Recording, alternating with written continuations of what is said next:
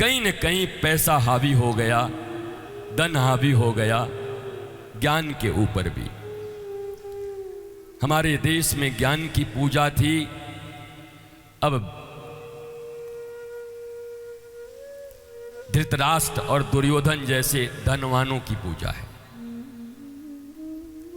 धनवान युधिष्ठिर जैसा हो तो कितनी प्यारी बात है। इस दुनिया में 2 राज्य सोने के थे, एक लंका जहां की नालियां और गलियां भी सोने की थी, गोल्ड, और दूसरा श्री कृष्ण की द्वारिका जहां नलियां और गलियां भी सोने की थी। 2, एक का राजा अभिमानी रावण था और एक के राजा द्वारिकाधीश कृष्ण हैं। यद्यपि कृष्ण राजा थे नहीं, पर राजकाज संभालते थे। एक रावण के राज में बाह्य स्त्रियां चुराई जाती थी, भगवान की स्त्री भी चुरा के ले गया, और कृष्ण द्वारिका से भागकर बड़ी सभा में लुट रही द्रौपदी की इज्जत वस्त्रावतार लेकर बचाते हैं। एक सोने के नगर में अपने ही भाई को लात मार के भगाया जाता है, और एक सोने के नगर में सुदामा जैसे गरीब को भी अपने सिंहासन पर बिठाकर अपने आंसुओं से पांव धो दिया जाता है। सोने के महलों में रहना बुरी बात नहीं है, सोने के महलों के मालिक होना बुरी बात नहीं है। बुरी बात तो यह है कि रावण मत बन जाना, अभिमानी और अहंकारी मत बन जाना। बनना तो श्री कृष्ण की तरह, जिन्हें प्रेम का अवतार कहा जाता है, लीला पुरुषोत्तम, प्रेमावतार, जो मधुमंगल के मुंह के भीतर भरी हुई खट्टी छाछ को उसके मुंह से निकालकर जूठा पी जाते हैं, वो कृष्ण। जो अपनी गैया को लाने के लिए कहते हैं मेरी भी गैया ले आना, मैं थोड़ा सोया हूं, तो उनके मित्र कहते हैं तेरे बाप के नौकर हैं हम। सीधी यही बात कहते हैं, न्यारी करो हरि आपनी गैया, ना हम चाकर नंद बाबा के, ना तुम हमरे नाथ गुसैया। ना हम चाकर नंद बाबा के। नंद बाबा कौन है? बाप है उनके। तो कहा हम तुम्हारे नंद बाबा के चाकर नहीं है, नौकर नहीं है, बाप के नौकर नहीं है, ये उनके मित्र हैं कृष्ण के। भगवान कितने सहज हैं, कितने सरल हैं, सारी सृष्टि उनकी है, उसके बाद भी मित्रता कैसे निभाते हैं, गोपियों का प्रेम कैसे निभाते हैं, बाबा मैया का प्रेम कैसे निर्वाह करते हैं, एक एक रिश्ते का निर्वाह भगवान कैसे करते हैं।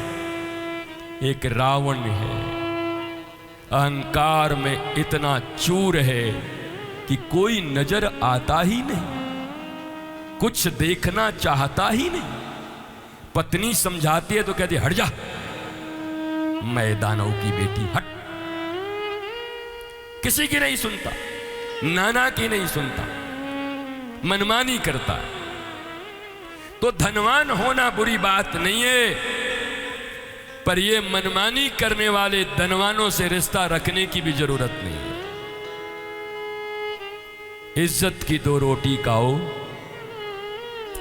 प्रतिष्ठा से अपने गेहूं पीस के और 4 रोटियां बनाओ,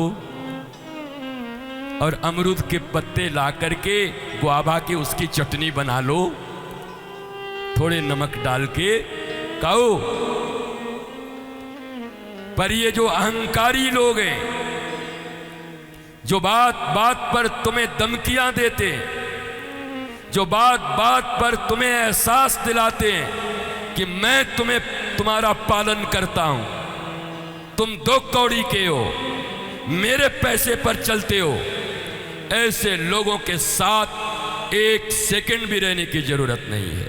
अपनी अपने इज्जत की और प्रेम की 2 रोटी खाकर अपने बच्चों के साथ भगवान राम का गुणगान करना अच्छा है, ऐसे अहंकारियों का दिया हुआ 56 भोग भी ग्रहण नहीं करना चाहिए। और यही महात्मा की पहचान है।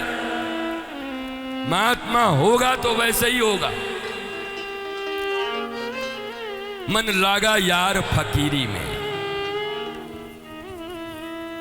अगर संत भी तुम्हारी चाकरी करने लगे तो तुम जिंदा भगवान बन जाओगे इस पृथ्वी के। हाँ,